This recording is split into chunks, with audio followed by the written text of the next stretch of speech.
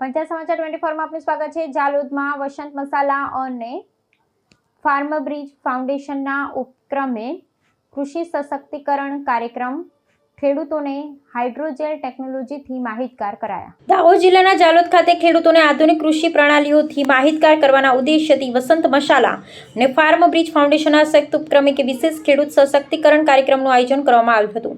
સ્થાનિક મુવાડા રામજી મંદિર હોલ ખાતે યોજાયેલા કાર્યક્રમમાં બહોળી સંખ્યામાં ખેડૂતોએ ઉત્સાહભેર ભાગ લઈ કૃષિ ક્ષેત્રની નવતર ટેકનોલોજી અને આધુનિક પદ્ધતિઓ વિશે મહત્વપૂર્ણ જાણકારી પ્રાપ્ત કરી હતી। આ કાર્યક્રમ દરમિયાન નિષ્ણાંત ટીમ દ્વારા ઉપસ્થિત ખેડૂતોને ખાસ કરી હાઇડ્રોજેલ ટેકનોલોજી, બાયોકલ્ચર પદ્ધતિ અને ઓછા ખર્ચે શ્રમ બચાવતી લો કોસ્ટ લેબર સેવિંગ આધુનિક ટેકનોલોજીના વ્યવહારુ ઉપયોગ અંગે સઘન માર્ગદર્શન પૂરું પાડવામાં આવ્યું હતું।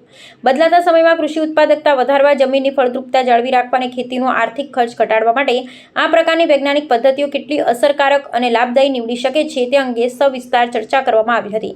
માત્ર સૈદ્ધાંતિક માહિતી પૂરતું સીમિત ન રહેતા ખેડૂતોને ટેકનોલોજીનો વાસ્તવિક ખ્યાલ આવે તે હેતુથી ખેતરમાં જઈ જીવંત નિદર્શન પ્રેક્ટિકલ ડેમોન્સ્ટ્રેશન પણ યોજવામાં આવ્યું હતું। આ આધુનિક કૃષિ અભિગમથી સ્થાનિક ખેડૂતોમાં નવો ઉત્સાહ જોવા મળ્યો હતો અને ભવિષ્યમાં આ ટેકનોલોજીના બહોળા વપરાશ થકી જાલોદ પંથકની ખેતી વધુ સમૃદ્ધ તેમજ નફાકારક બનવાની દિશામાં હકારાત્મક આશા બંધાઈ છે।